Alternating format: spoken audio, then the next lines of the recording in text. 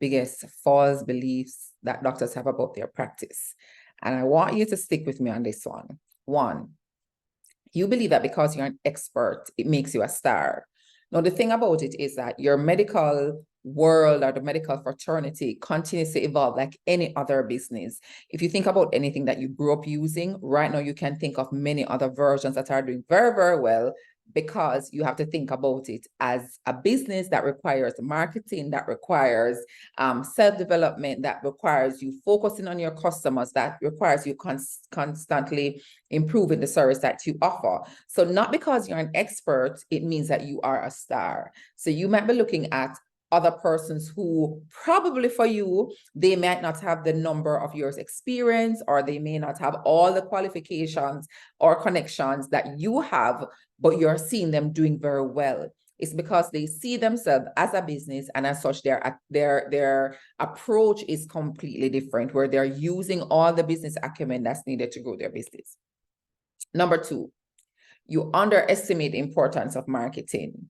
Now, I know for some doctors, what happens is you offer a service that person's needs. At some point in time, I am either going to feel ill, or I'm going to get a recommendation from another doctor to come and do this. Something is going to happen to me that's going to require your service.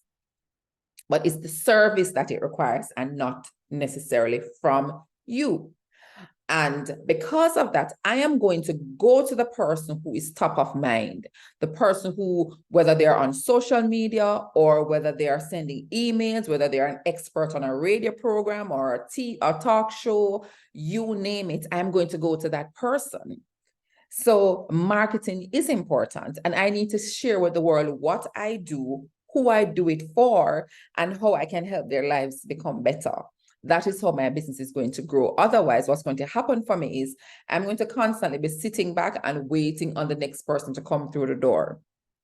And remember that your business also grows. Referral is a part of marketing. So it means if persons are coming to me and they are satisfied, they are going to tell their friends and their family about me. But if they come and they're not, chances are I won't see them again. Or this one is worse. I may continue coming to you because maybe I've been coming to you for years, or you're my family practitioner, but guess what? I may not refer you to somebody else, because I've heard that. I've heard that in my circles before. You know, I've been going to this person from I was a child, or he's the only person or she's the only person in the family that, you know, takes care of us, but I wouldn't really recommend them to anybody else. And sometimes that's because we get complacent. Number three, ignoring patient experience. Wow, that rolls right up into what I just spoke about. When you don't think about the experience that your patients are having and how they feel about the service that they're getting from you, that can cause you to get complacent. And you just think that, all right, everything is okay. I'm going to continue operating the way I'm operating.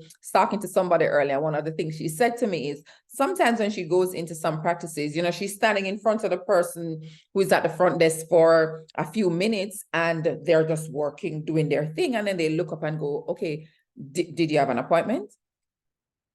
How about you welcome persons? You know, the minute they come, even if the representative is busy, you may have a seat, someone will be within a few minutes. Or while you wait, please complete this form. The thing about it is that you need to get your feedback from your patients, because they are going to be your biggest champions. They are going to have, if you think about you are serving just a very small number, I'm choosing here, you are serving 5 patients per day. Those 5 people, I guarantee you, they know 5 other people who they could refer. You want to ensure that you have multiplied the chances of you being referred by 100 if you continue to deliver excellent service. And listen to them, hear what their needs are, what is important to them. What's important to one may not be important to the next, and you may not know that because you're ignoring the experience of your customer. The next false belief that you have, not embracing technology. No. There are many different specialties, I would say, that were afraid of technology in the past. And what has had to happen is persons and different owners and persons with different skills have come to realize that we can find a way to coexist with technology. So if you think about how the internet has evolved, before everybody would need to come into, whether you're going to your private practitioner at their private office or you're going to the hospital, wherever, to get information. I'm feeling this way. I don't know what it means. I need to come to you. What has happened now, you have so many ways in which they can type in how they're feeling online and they get feedback. Or there are other doctors who has realized that marketing is important, and so they are constantly on social media giving information, giving expertise, giving their advice. So I may come to you and you tell me, okay, you know what, based on what's happening with you right now, you may not need a prescription, go home and do this. They don't need to come to you for that anymore. So how are you now going to think of, how can I coexist with AI? How can I do it? How can I have AI communicate with my patients? How can I have AI give information, read a report, you name it? But think about the fact that technology is here to stay. And if you have had the opportunity to kind of jump right in, you probably realize that there are many, many ways in which you can utilize technology to your advantage. The next thing is, ready for this one? The next biggest false belief that you have as a medical practitioner about your practice is that you are a doctor and not a business owner. You are no longer just a doctor. You are the CEO of this private practice. And as the CEO of this private practice, there are some things that are going to be expected of you. You have to plan. You have to decide about marketing. Then you decide about your other consultant services that you need. You have a team that you may be taking care of. So your people experience now matters to you. So you are no longer just a doctor. And if you continue to think like that, what's going to happen is you're constantly going to be working. And sometimes you can't work the way you were working 10, 15 years from now. If when you started, you probably did not have a family, you can't work the same way you were doing before you had a family.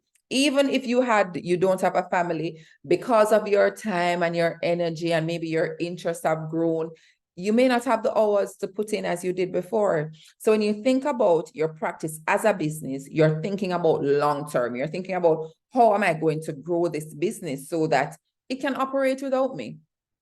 You know, whether I'm coming in a few days for the week, or whether I'm hiring somebody, or whether I'm going to sell this business, this practice, and reap the rewards from it. But I have to build it in a way that somebody will want to buy it.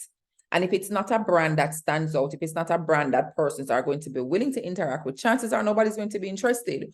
Or do I want to hire persons to work and I sit on maybe a board or advisory committee and I'm paid dividends? So you want to think about that. So remember, you're no longer just a doctor if you have a private practice.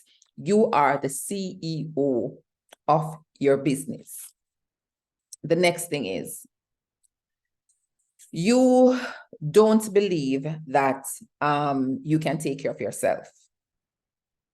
You believe that you need to constantly be giving to others, and what that causes sometimes is burnout. So because you know your patients are coming and you know that they have a need, I have to be there. And this also goes back to planning, because if you plan properly, you know what your peak seasons are, you know what your low periods are, and you can probably get somebody to come in and work with you during those times. But you need to think about the fact that you also need to take care of yourself, because if you are not well, you won't be well enough to serve others. So think about yourself. Self-care is important. There is a balance that can be achieved when you plan and you know what your peak seasons are in your practice. You know that, you know what, I can take 2 weeks in December uninterrupted. You plan your family trip or your personal trip with the girls or the boys, or you just want to lay low and do nothing.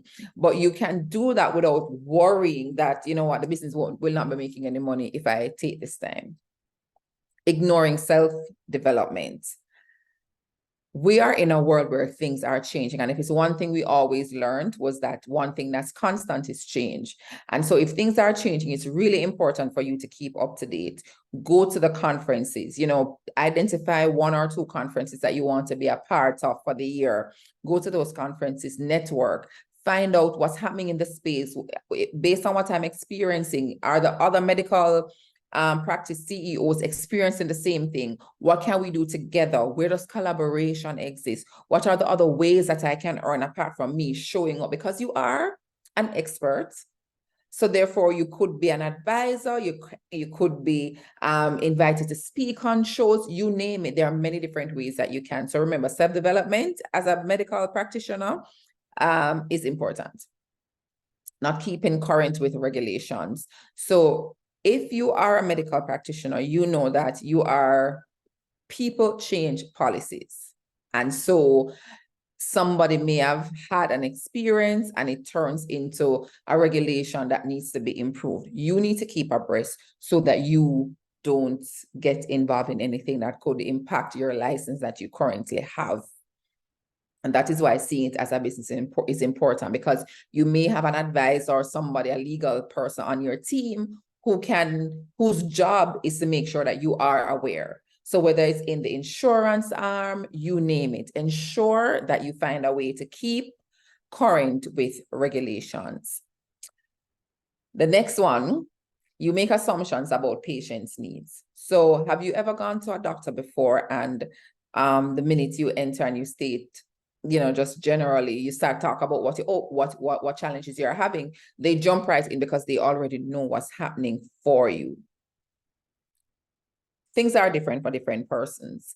And when we generalize our patients, sometimes we can either misdiagnose or miss an opportunity to prevent something from happening.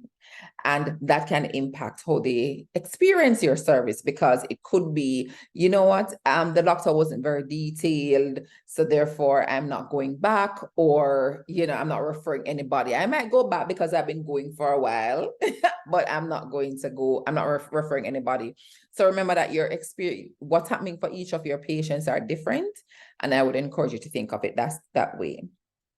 And the last biggest false belief that CEOs of medical practices make is that you want to do it alone. You believe you can do it alone. Remember, one of the things I encourage you to think of is that as a medical practice owner, you are no longer just a doctor. You are a business owner. And when you try to do it alone, what ends up happening is you end up pulling yourself into business operations when you're really a medical practitioner. And that is where your skill and your expertise is needed. So if you are not able to do it alone, and you cannot do it alone, and no successful business has done it alone, hire competent persons who can help you with your business, who can help you with legal, who can help you with accounting, who can help you with marketing. So you offload that work to the persons who are experts, and you focus on what you are an expert on. That way you won't feel overwhelmed, you won't feel burnt out, you won't feel like, oh my God, this business is taking so much from me, but you would have handed over the operations task to persons who are good in it, and you can focus on your medical practice. So I hope this helped, and I hope there's one thing that you found that was useful and that you can implement in your business going forward.